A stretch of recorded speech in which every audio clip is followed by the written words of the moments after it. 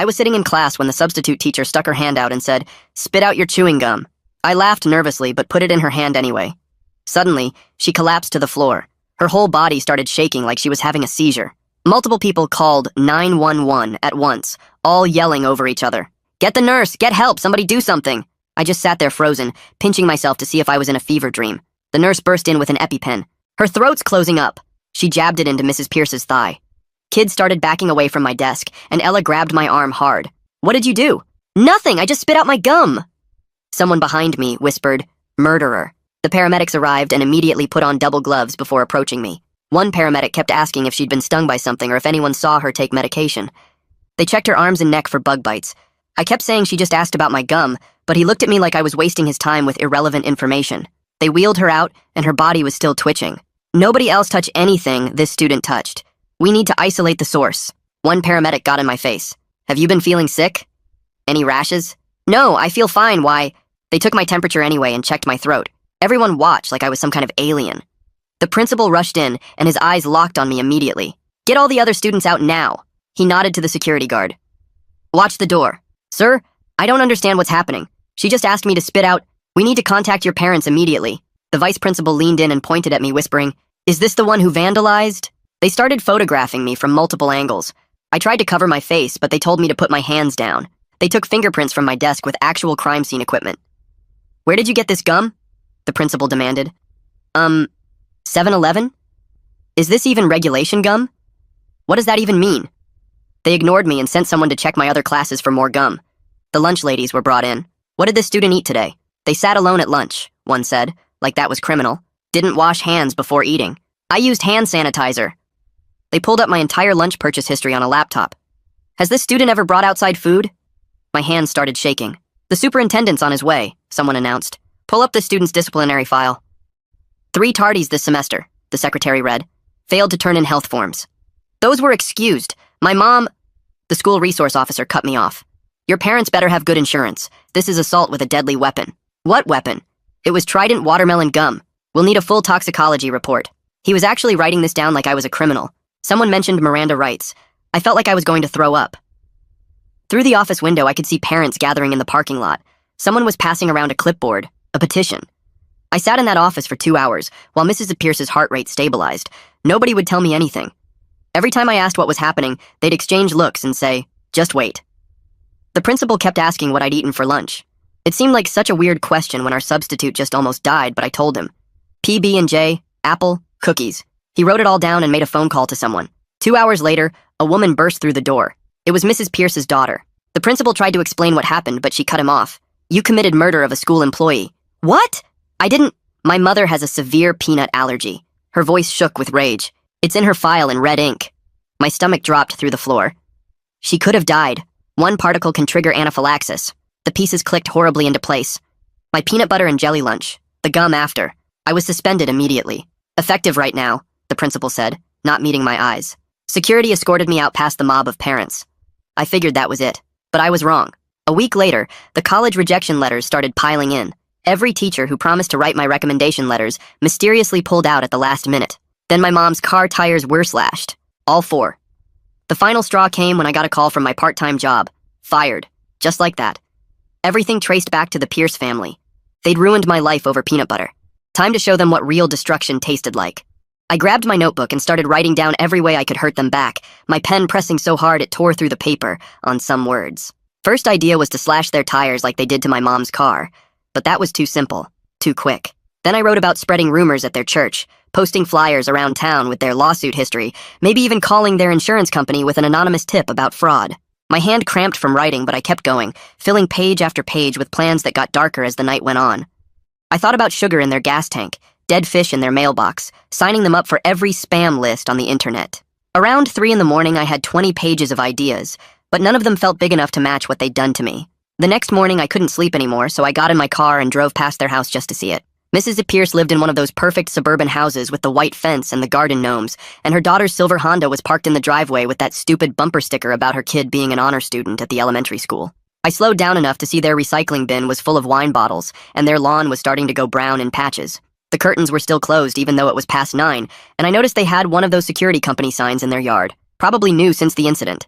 I drove around the block 3 times, memorizing every detail, where the streetlights were, which houses had dogs, whether there were any cameras visible. Then I headed to the library because I needed to be smart about this. Couldn't use my own computer or internet for what I was planning. The library had those old computers in the back that nobody ever used, perfect for creating fake Facebook and Twitter accounts without leaving a trail back to me. I made 5 different profiles using random photos from stock image sites, gave them basic backstories about living in town for years, started following local business pages and community groups to make them look real. Each account had a different personality, but they all had one thing in common. They were going to start asking questions about the Pierce family. My first posts were careful, nothing too obvious, just innocent questions in the town Facebook group about whether anyone else had noticed how the Pierce family always seemed to get their way with the school board. Within an hour, 3 people had commented with their own stories about Mrs. Pierce throwing fits at PTA meetings when the bake sale couldn't accommodate her allergies, demanding special treatment at every school event, making other parents feel bad for bringing normal snacks to class parties. One mom said Mrs. Pierce had threatened to sue when her kids' birthday cupcakes were brought to the school, even though her daughter wasn't even in that class. I screenshotted everything and kept digging, using the library's access to public records databases that most people didn't know existed. That's when I found the gold mine. 3 separate lawsuits filed by Mrs. Pierce against local businesses in the past 5 years, all claiming negligent allergen exposure, all settled out of court for undisclosed amounts. There was the ice cream shop that had to pay out when she claimed cross-contamination, the bakery that settled after she said they didn't properly label their items, and even a lawsuit against the movie theater for serving Peanut M and Ms. The pattern was so obvious once you looked for it, they'd find a business, claim exposure, threaten to go public, then settle quietly. My phone buzzed with a Facebook message to one of my fake accounts from someone named Lance Crawford, who said he was a journalist with the local paper and had seen my posts about the Pierce family. He wanted to know if I had any more information about these lawsuits, said he'd been hearing rumors for years, but nobody would go on record. I was careful with my response, told him I'd just noticed some patterns in public records, and thought it was interesting how often they seemed to end up in legal disputes. I sent him the case numbers for the lawsuits, but didn't give him anything that could trace back to me, let him do his own digging and draw his own conclusions. 3 days later, I was at the grocery store buying milk when I heard 2 moms in the next aisle talking about whether peanut allergies were even real or just parents being dramatic for attention. One of them mentioned seeing something online about the Pierce family's lawsuit history, wondered out loud if maybe some people used allergies as a way to get at money from businesses. I pulled out my phone and posted from another fake account, a simple question asking if anyone else thought it was weird how many businesses in town had been sued for allergen exposure by the same family. The comments started flooding in within minutes, people sharing stories I hadn't even heard yet, connecting dots I hadn't seen.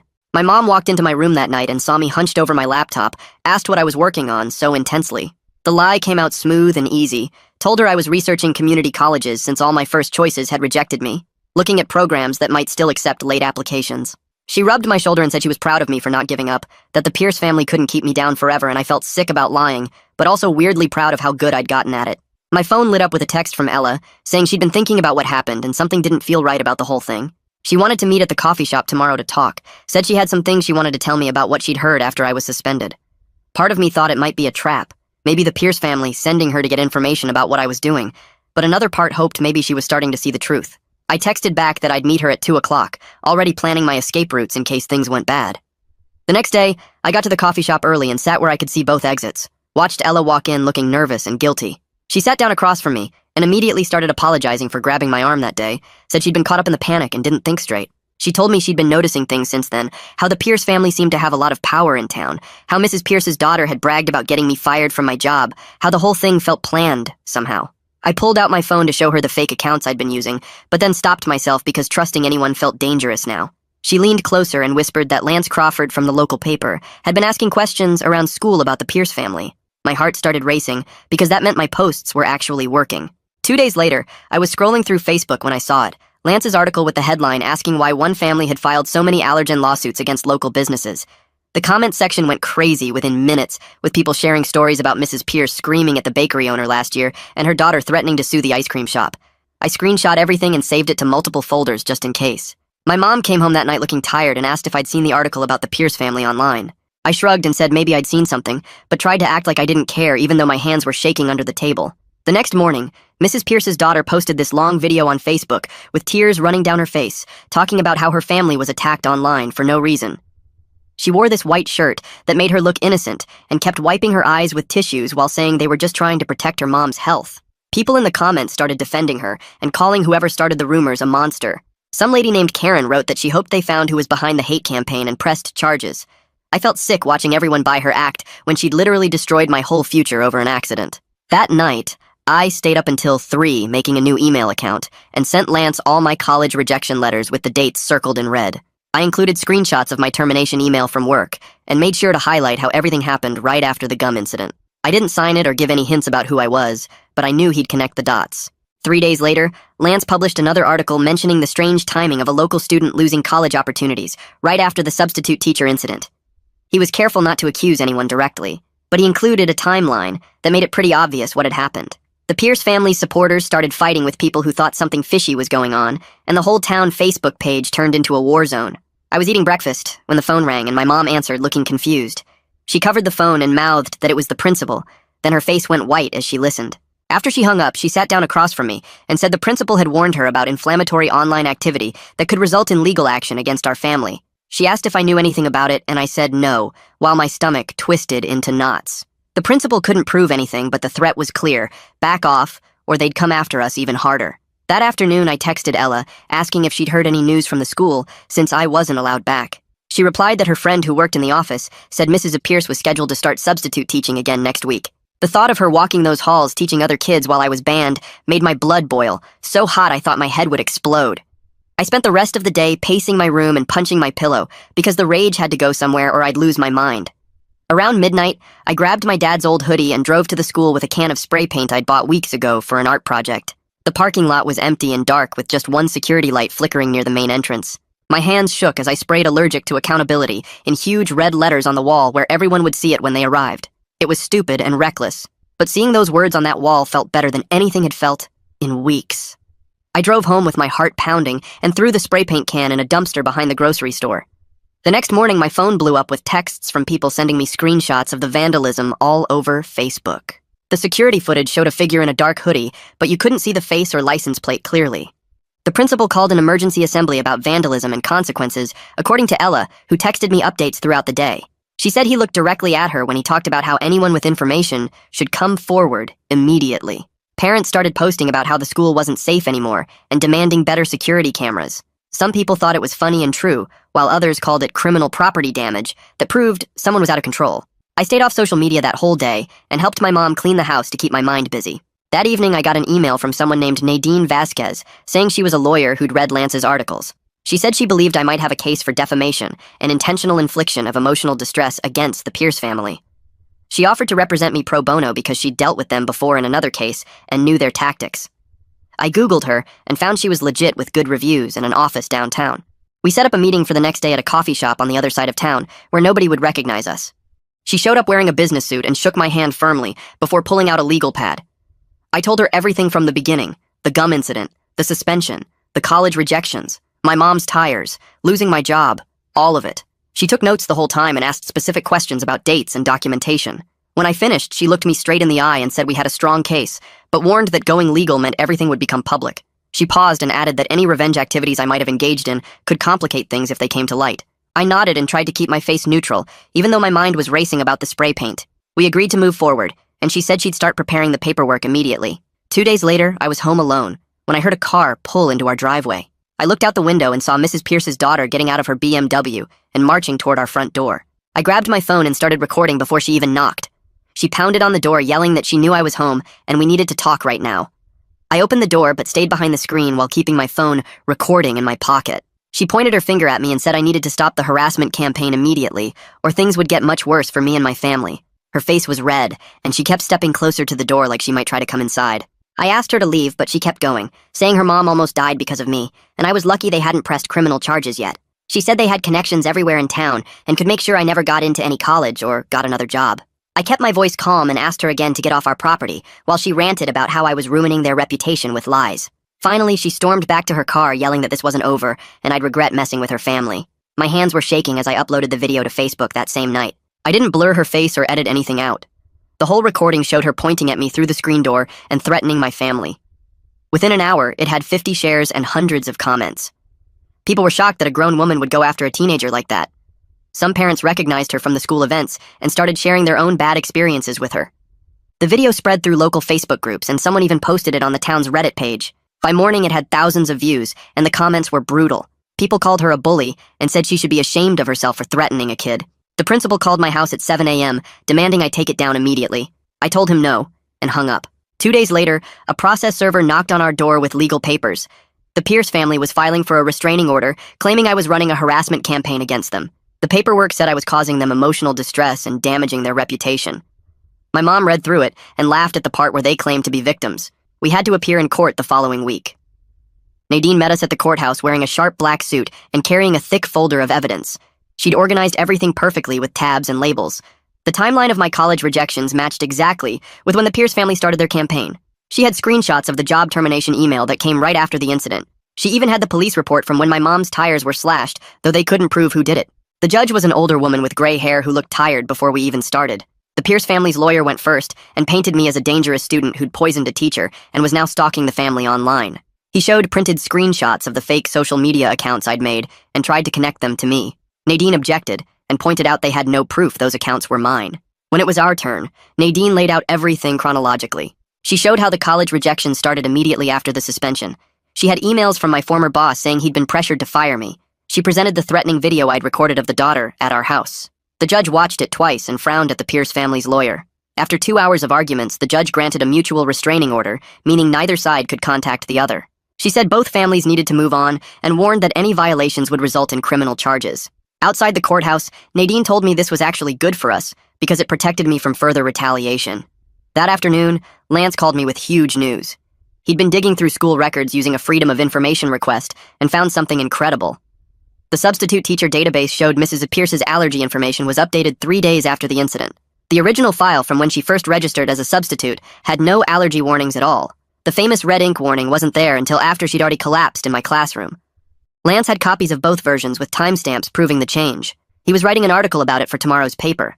Nadine practically ran to her car when I told her. She spent the rest of the day preparing our lawsuit against the Pierce family and the school district.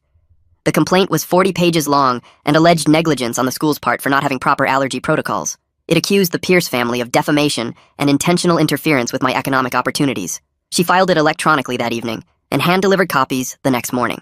The school board called an emergency meeting for that Thursday night. The auditorium was packed with angry parents on both sides. Some supported the Pierce family and said the school needed better safety measures. Others thought the whole thing was blown out of proportion and the school had overreacted. One dad stood up and said if peanut residue was really that dangerous, then the school should ban all peanut products immediately. Another parent pointed out that would punish hundreds of kids for one incident. The arguing got so loud the board president had to call for order 3 times. They voted to table the discussion until their lawyers could review our lawsuit. Meanwhile, things were shifting in town. The daughter's best friend posted on Instagram that she couldn't support someone who would destroy a teenager's future over an accident. She said she'd seen the daughter's vindictive side before, but this was too much. Other people started distancing themselves too. The daughter's book club disbanded when half the members stopped showing up. Her yoga instructor asked her to find a different studio. Even the grocery store clerk, who'd always been friendly, started avoiding eye contact. Then something amazing happened. I got a voicemail from the admissions office at State University saying they were reconsidering my application. They'd received new information about my suspension and wanted to schedule a phone interview. It wasn't a guarantee, but it was the first good news I'd had in weeks. My mom cried when I played the message for her. The next day, the Pierce family's lawyer called Nadine with a settlement offer. They would pay for my entire college education if I dropped the lawsuit and signed an NDA preventing me from ever discussing the incident publicly.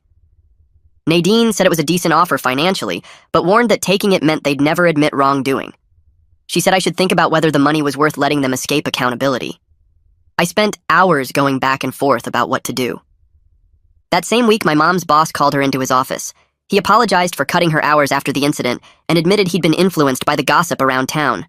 He offered her extra shifts to make up for the lost income and gave her a small raise. He said he'd been wrong to take sides without knowing the full story. Mom accepted his apology, but I could tell she didn't fully trust him anymore. The whole town was choosing sides now, and relationships that had lasted years were falling apart over this mess. 3 days later, my phone rang at 6 in the morning with Nadine's number showing up.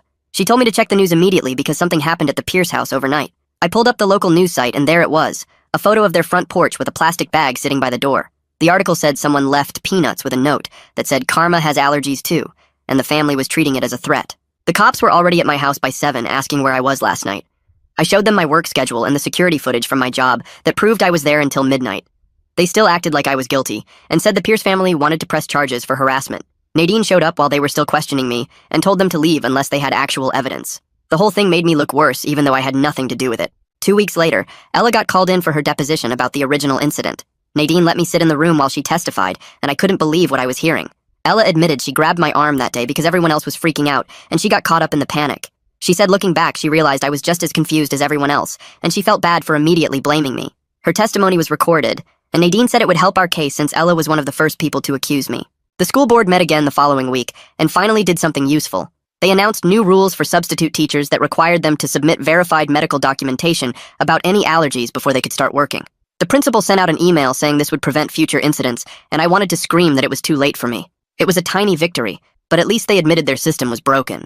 Then, I heard through the grapevine that Mrs. M. Pierce was coming back to work, but not at the high school. They assigned her to the elementary school instead, which seemed insane to me. Parents started complaining immediately because little kids eat peanut butter all the time and can't be expected to wash their hands perfectly. The PTA had an emergency meeting where people argued about whether someone that allergic should be around kindergartners at all. My mom came home from the grocery store saying she overheard two moms saying Mrs. Pierce was putting herself in danger on purpose for attention. The anger I'd been carrying around was eating me alive, so I finally agreed to see a therapist. My mom found someone who took our insurance, and I went to my first appointment feeling stupid about the whole thing. The therapist listened to me rant for 20 minutes about how unfair everything was, and then asked me a simple question about what I wanted to happen next. I realized I'd been so focused on revenge fantasies that I wasn't thinking about my actual future. She helped me see that staying angry was keeping me stuck in that classroom where Mrs. Pierce collapsed. We made a plan to work through the trauma, but I still left feeling raw and exhausted. A month later came the worst part, my deposition with the Pierce family's lawyer. Nadine spent hours preparing me, going over every possible question they might ask. The lawyer was this older guy who kept trying to get me to admit I'd vandalized the school or made the online posts about them. I stuck to the truth, that I was angry, but didn't do those things, and he kept pushing and pushing. Nadine objected to half his questions, and we took 5 breaks because I was getting too upset. The whole thing took 6 hours, and by the end I felt like I'd been hit by a truck. Lance called me the next week saying his investigation was ready to publish. He'd found 3 other families who had similar experiences with the Pierces, using the allergy to get money or destroy people who crossed them. One family had their small business shut down after Mrs. Pierce claimed they didn't take her allergy seriously at a catered event. Another family's kid got expelled from private school after accidentally bringing trail mix near her. The pattern was clear, and Lance had all the documentation to prove it. The article came out on a Sunday, and by Monday morning it had been shared over 1,000 times. People were finally seeing what I'd been saying all along. The school district's lawyers contacted Nadine that same week with a settlement offer. They would clear my disciplinary record completely and write a letter to all the colleges explaining that my suspension was an overreaction to a medical emergency. They also offered a small cash settlement for the damage to my education. Nadine said it wasn't everything we wanted, but it would help fix my college applications. I wanted them to admit more fault, but she reminded me that getting my record cleared was the most important thing. We were still negotiating when the next disaster happened. Mrs. Pierce had another allergic reaction at the elementary school when a 5-year-old hugged her after lunch.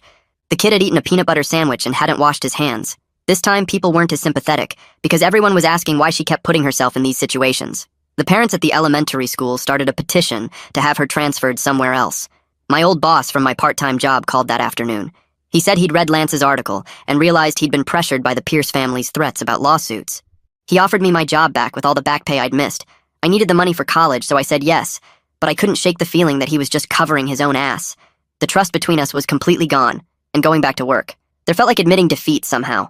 3 weeks later, we were all sitting in a conference room at some law office downtown for the mediation. The room had this huge table, and everyone looked uncomfortable being there. Mrs. Pierce sat across from me with her daughter right next to her, and their lawyer on the other side. Nadine had warned me this would be tough, but I wasn't ready for what happened next. About an hour into going over all the documents and evidence, Mrs. Pierce just started crying. Not quiet tears either, but full-on sobbing while her daughter tried to shush her. "I never wanted any of this to happen," she kept saying between sobs. Her daughter grabbed her arm hard and told her to stop talking, but Mrs. Pierce kept going anyway. "This whole thing got out of control, and I'm so sorry." Her daughter's face turned red, and she whispered something harsh that made Mrs. Pierce stop talking completely. The mediator called for a break, and that's when I realized who was really running this whole revenge campaign against me. During the break, Nadine pulled me aside to show me something on her laptop. She'd been digging into court records from other states and found 3 different lawsuits filed by Mrs. Pierce's daughter in the past 5 years. Each one was for harassment or defamation against people who'd supposedly wronged her mother. The pattern was so obvious once you saw it all laid out. They'd move to a new town, find someone to target when something went wrong, get money through threats or lawsuits, then move again. One family in Ohio had their bakery almost shut down after Mrs. Pierce claimed they didn't take her allergy seriously. Another case in Michigan involved a teacher who got fired after accidentally bringing almonds to a staff meeting. Nadine had printed everything out, and when we went back into the mediation room, she slid the papers across the table. Their lawyer's face went white when he saw it all. The mediator spent the next 2 hours going through everything, and finally said what we all knew was coming. He recommended the Pierce family pay for my college costs, plus damages for the lost job and other stuff, but they wouldn't have to admit they did anything wrong legally. It made me so mad that they could destroy my life and just write a check to make it go away. Nadine squeezed my hand under the table and reminded me that going to trial would take years and might not end any better. The meeting ended with them saying they needed time to think about it. I spent the next 4 days barely sleeping and going back and forth about what to do. My mom sat with me at the kitchen table going through all the pros and cons over and over. She kept reminding me that my future was more important than making them admit what they did. "You can rebuild your life with that money," she said. "Or you can spend years fighting and maybe get nothing." She was right, but it still felt wrong to let them buy their way out of this. On the 5th day, Nadine called to say they'd agreed to the settlement but wanted a full NDA, so I could never talk about what happened. That was their final offer, and if we didn't take it, they'd fight us in court forever. I told Nadine, absolutely not. If I took their money, I at least wanted people to know the basic facts about what really happened. We went back and forth for another week with lawyers arguing about every little detail. Finally, their lawyer admitted that going to trial would be worse for them because all the evidence about their past lawsuits would become public record. They agreed to the settlement with no NDA on the basic facts, just couldn't share the settlement amount or their personal information. The check came through 2 weeks later, and when I saw the amount, I actually felt sick. It was enough for 4 years of college, plus living expenses, plus extra for all the damage they'd caused. My mom cried when she deposited it because she'd been so worried about how we'd pay for college after everything that happened. The money sat in that account feeling dirty, like I'd sold out somehow, but it was also my only chance at the future they'd tried to steal from me. A week after that, 2 of the colleges that had rejected me sent new letters. The school district had finally sent out their letter explaining that my suspension was an overreaction to a medical emergency and shouldn't be held against me. One was my dream school 3 states away, and the other was local. I picked the one farthest from this town without even thinking twice. I needed to go somewhere nobody knew this story, where I could just be a normal college student instead of the kid who almost killed a teacher with peanut butter. The same day I accepted the college offer, Mrs. Pierce's daughter posted another video online trying to play victim one last time. She talked about how her family was persecuted and forced to pay money they didn't have, but this time the comment section destroyed her. People had seen Lance's articles and knew about their history of lawsuits. Someone posted screenshots of the other families they'd targeted. Another person found records showing they weren't poor at all, but had plenty of money from all their previous settlements. Within 3 hours, she deleted the video, but screenshots were everywhere. 2 days later, she posted that they were moving to another state for a fresh start because of all the harassment they'd faced here. Good riddance. Graduation day came faster than expected, and the principal had called to say I was allowed to walk with my class despite everything. My mom helped me iron my cap and gown the night before, and we didn't talk about how different this day was supposed to be. When they called my name, some people clapped while others stayed silent. A few parents actually booed, but I kept my head up and walked across that stage knowing I'd survived everything they'd tried to do to me. I shook the principal's hand even though part of me wanted to refuse, took my diploma, and walked off that stage finally free from that place. The next week, there was an award ceremony for local journalism, and Lance won first place for his investigation into the Pierce family. In his acceptance speech, he thanked a brave young person who refused to be silenced without saying my name. He held up that award and said sometimes the truth takes time to come out, but it always finds a way. I watched the live stream from my room while packing for college and actually smiled for the first time in months. The next morning, my mom and I took the settlement check to the auto shop to finally fix her car the right way. The mechanic showed us the damage from the slashed tires and said whoever did it used a box cutter based on the cut patterns. My mom didn't say anything about it, but I saw her jaw tighten when she signed the repair order. We used part of the settlement money, and she kept the receipt in a folder she labeled evidence, even though we both knew we'd never need it again. That same week, Ella started texting me and asked if I wanted to grab coffee after school. I met her at the Starbucks near campus, and she told me how watching me fight back against the Pierce family made her realize she'd been letting people walk all over her too. She'd finally reported the girls who'd been stealing her lunch money since freshman year, and they got suspended. We started hanging out more, and she helped me pack for college while telling me about her own plans to study nursing. She said that day in class when Mrs. Pierce collapsed, taught her she wanted to help people in medical emergencies, instead of just standing there frozen.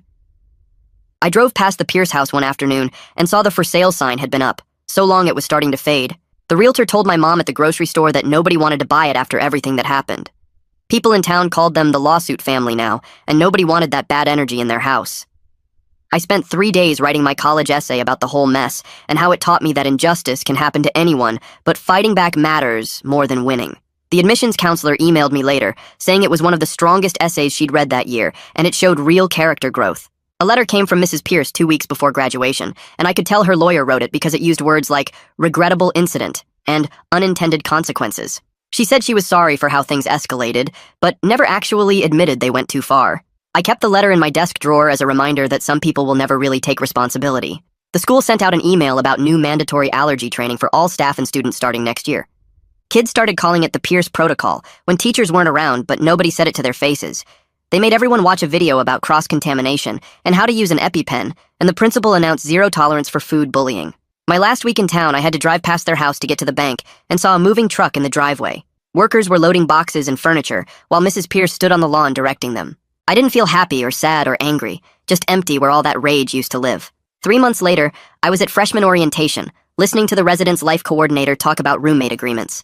Nobody knew who I was or what happened, and I liked it that way. When people asked where I was from, I just said a small town and changed the subject. My roommate showed up on move-in day and immediately told me he had a severe tree nut allergy. I helped him check every food item I'd brought and threw out anything that might have been processed near nuts. We put up signs on our door and established a whole system for keeping him safe because I knew how serious allergies were, but also knew they shouldn't be used as weapons. He was grateful I took it seriously without him having to explain why it mattered. We became good friends, and he never knew about my history with allergy-related drama. Nadine texted me in October saying the Pierce family was investigated for insurance fraud in their new state. Someone had tipped off the authorities about their pattern of lawsuits and settlements. She swore it wasn't her, but said she wasn't surprised someone finally connected the dots. The investigator had called her for information about our case, and she'd provided all the documentation showing their history. I asked if I needed to do anything, and she said no, just focus on the school and let karma handle the rest. My mom visited for Parents' Weekend and mentioned the town was different now. People had learned something from what happened, even if they didn't want to talk about it directly. The school had better policies, and parents were more careful about not turning accidents into vendettas. She said the Pierce house finally sold to a young family who got it for way under asking price. The new owners didn't know the whole story, and my mom didn't tell them. That winter break, I ran into the principal at Target, and he stopped me near the electronics section. He said he was sorry for how he handled everything, and that he should have investigated more before suspending me. I told him it was done and I was doing fine at college, but I didn't forgive him. Some things change you, and some bridges stay burned, and that's okay. My college friends eventually found out pieces of the story when someone Googled my name and found Lance's articles. They couldn't believe something so small turned into something so destructive, but they also said they were impressed I fought back and won. One of them said if that happened to her, she would have just given up, but I told her you don't know what you'll do until someone tries to destroy your whole future over nothing. Parents' Weekend came up in October, and my mom drove 6 hours to visit me at college. We walked around campus, and she kept looking at other families, and then told me the town was different since everything happened. Nobody really talked about it directly, but people had learned something from watching how fast things got out of control. The school changed their policies, and parents were more careful about not turning every little thing into a huge fight. She said the Pierce house finally sold to a young couple who got it cheap because nobody else wanted it. I showed her around the dorms and introduced her to my roommate, who she liked right away. We went to the dining hall, and she noticed how I checked every food label carefully now, and how I always washed my hands twice before eating anything. That night after she left, I sat at my desk filling out the paperwork to declare my major. I wrote pre-law on the form and thought about Nadine and how she fought for me when nobody else would. I wanted to be like her and help other people who got caught up in someone else's mess. The advisor asked why pre-law, and I told her I'd seen how the legal system could destroy someone or save them, and I wanted to be on the saving side. She signed my forms and said I'd need to keep my grades up for law school, which I already knew. I threw myself into studying and joined the debate team and mock trial club. My phone buzzed one night the next year with a message from Ella. She said Mrs. Pierce's daughter got arrested for harassment in their new town in Arizona. Someone there was ready for their tricks and had recorded everything from day one. The woman had tried the same thing with another family, but this time, the police weren't buying it. Ella sent me the news article, and I read it 3 times before I believed it was real. The pattern had continued, but finally someone stopped them. I didn't feel happy exactly, but more like the universe had finally balanced itself out. Second semester, I joined the legal aid clinic on campus that helped students with disciplinary problems. My first case was a freshman who got suspended for something he didn't do, and I helped him gather evidence to appeal. We won his case and got his record cleared, and he thanked me with tears in his eyes. The clinic supervisor said I had a natural ability to see through administrative BS and find the real story. More students came to me for help, and I realized my horrible experience actually gave me skills other people needed. Winter break came, and I was at the grocery store buying stuff for dinner when I turned the corner and almost ran my cart into the principal. He froze when he saw me, and then started apologizing right there by the frozen vegetables. He said he was sorry for rushing to judgment and that he was just trying to protect the school from getting sued. His hands were shaking, and he kept saying he should have investigated more before suspending me. I listened to him talk for 5 minutes straight without interrupting. When he finally stopped, I told him I was accepted his apology, but I didn't forgive him. Some bridges are supposed to stay burned, and that was a lesson I learned the hard way. He nodded and walked away, and I never saw him again after that. Back at the school, my friends were hanging out in my room when someone Googled my name for fun and found Lance's articles. They read the whole story out loud and kept stopping to ask if it was really true. They couldn't believe something so small turned into something so huge and destructive. One girl said she would have just given up if that happened to her, but I told her you don't know what you'll do until someone tries to take everything from you. They said they were impressed I fought back and won instead of letting them destroy me. The story spread through our friend group, and people started coming to me for advice about their own problems with unfair treatment. 3 years passed, and I was sitting in my law school orientation, listening to the dean talk about justice and advocacy. The firm that sponsored my full scholarship specialized in defamation cases, and they'd recruited me specifically because of my background. My supervising attorney said the Pierce family had accidentally given me the perfect origin story for this kind of law. I was going to spend my career turning injustice into justice one case at a time and help people who got steamrolled by someone with more power. The girl sitting next to me asked why I chose defamation law, and I told her it chose me when I was 17, and someone tried to ruin my life over peanut butter. She laughed, thinking I was joking, but then saw my face and realized I was serious. That's when I knew I'd found my calling, and the Pierce family's attempt to destroy me had actually created exactly who I was supposed to become. Thanks for letting me question things right alongside you. It's been a ride just wondering together. Until next time, take care out there. Like the video, it helps more than you think.